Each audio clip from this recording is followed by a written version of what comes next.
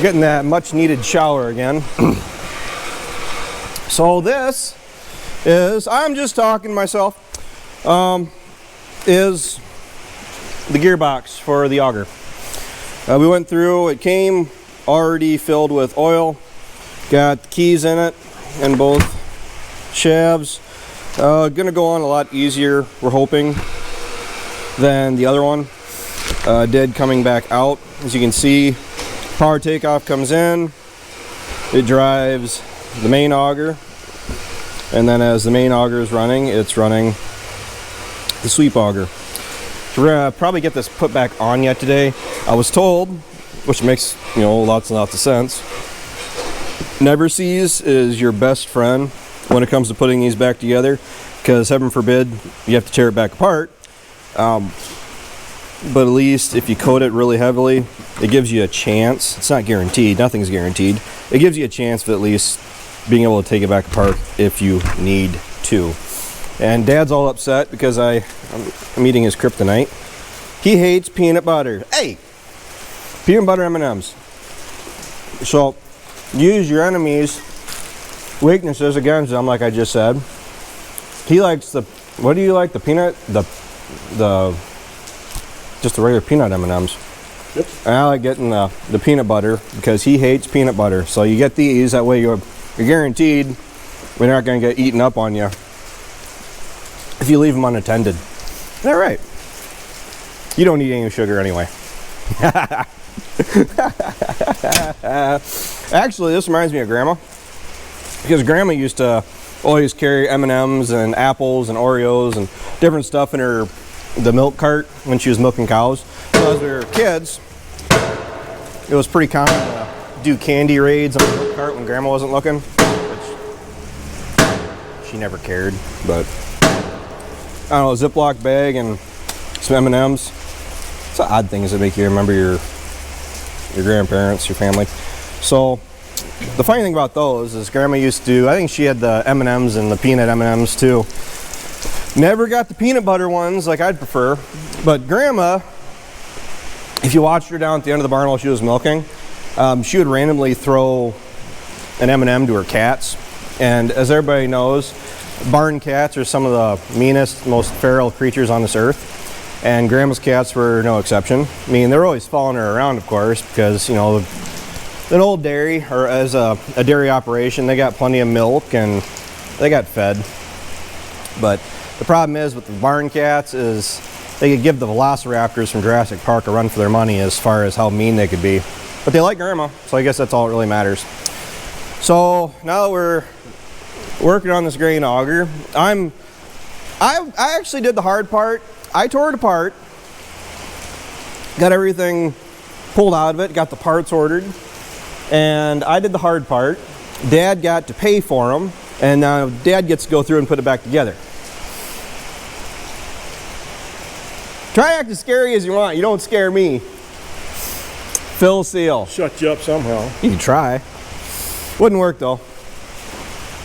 So overall, the only things we got to do, we got to bend this back, shine that up so we can get the gearbox back in. I got to take a grinder and grind off all this slag from when I torched that out. But otherwise, it really shouldn't be that terrible. We gotta, maybe we should go and take that out right away. We gotta drop that shaft out, which it was actually pretty loose on there as it was. We had to get that whole upper shaft brand new, the brass bushing brand new, and all this brand new. And then I don't really want to know what we had to pay for the garden hose. That was the rubber dampener and the lower shaft. So I'll try to give you guys an update on what we accomplished, what we break, what we might potentially fix. I think that sounds fair.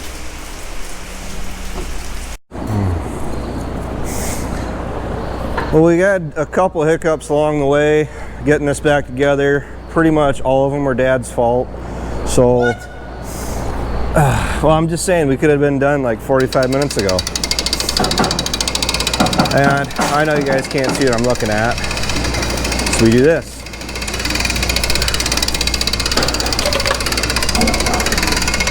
Back here, of course, I wait until everything's pretty well put back together to turn the camera on. A little bit farther. Farther? Yeah, just enough I can lock this up. Good. Safety features. But we went through, I really don't feel like opening this back up again, but pretty much all new components in through here. The rubber hose pieces probably gave us the most trouble. And then, the dampeners. Gosh, what else did we all do? Universal joint was out, replace that. Hardware.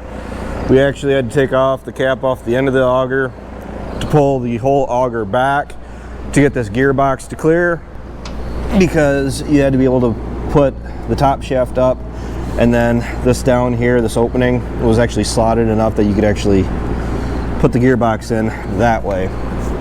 Kind of surprised me too. The whole back end of this power takeoff is new. The yoke plus the shaft. I think the yoke alone was not even available, or it was just so incredible. No. So the back yoke was unavailable, so they went and actually got us a different one. So that was a little bit more expensive than we thought it would be. Fresh oil, greaser. The whole thing's been greased from front end to back. I think I showed you guys this in a previous video, but I went through these holders for the gearbox on each side. They were cracked out, so I went through and did a little bit of tack welding. I mean, that one actually shows the most of it. The other side, it was more of a gradual tack. Everything's tightened up, and we really just gotta close everything up on it. We were gonna test run it, but the 4E20 is currently on the post pounder. All I gotta do is put the shield on over top this gearbox so it covers the power takeoff up.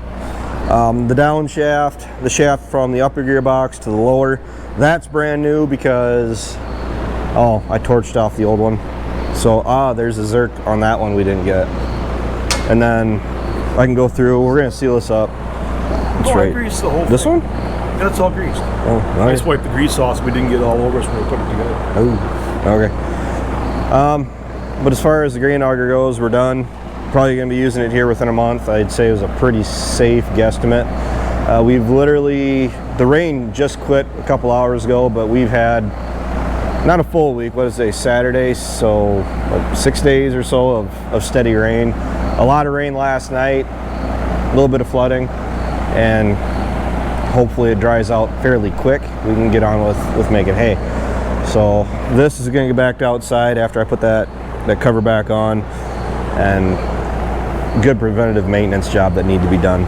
So with that, take care, take it easy, keep in touch. Thanks for supporting the channel. I really appreciate it. Talk to you guys later.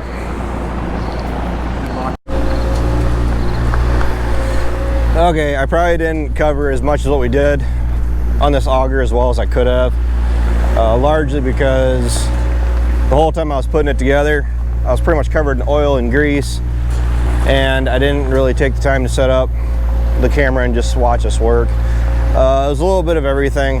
And honestly, jumping back and forth between wrench sizes on this a lot more often than what we normally do on most projects, between 1/2 to 5/8 to 9/16 to 3/4, but at least it's done. I mean, having to go from one end of the auger to the other just to get a simple gearbox in can get kind of irritating.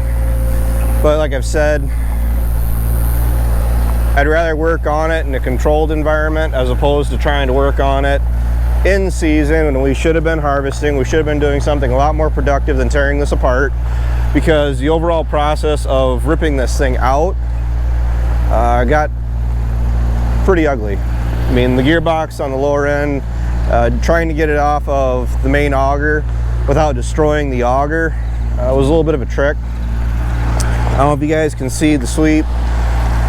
Because that bushing went out, it started to chew out the bottom of the pan. So all I did was just tack welded a piece of steel in there. The new bushing, the new hanger, it actually picks the auger up off the bottom of the floor. the pan. Probably a good half an inch to an inch, and that's where this thing's gonna sit for, you know, a couple weeks yet. I mean, we got so much rain. I don't know if you guys can see that. We got, the ground is so saturated that it's overloaded, so it's just, everything's just spongy. So it's a good place to park that for now. This field, I actually went through and seeded out the rest of the field because it got overripe. All of the rye laid over. Because of the weather, we weren't able to actually get to it and get it made. So I killed it. So I went and re-seeded it down heavily. I'm hoping that was worth the time. I'm concerned that it wasn't. So I just want to get hay made. I want to do something. This whole last week is pretty much a write-off. I mean, yeah, working in the shed is nice. You're getting stuff done, but at the same time, there's a lot of stuff not in the machine shed we really could have been working on that we didn't. And dealing with cows getting out. I've had more issues in the past 4 or 5 days of cows getting out than I have all summer. And well, it's not really, well, it's the time of the year the cows like to start pushing the fences. I mean, you can let them out of a pasture into the pasture they want to get into. They walk 10 feet, turn around and reach the fence back into the pasture they were in. So stay tuned for more farming updates as we get going here.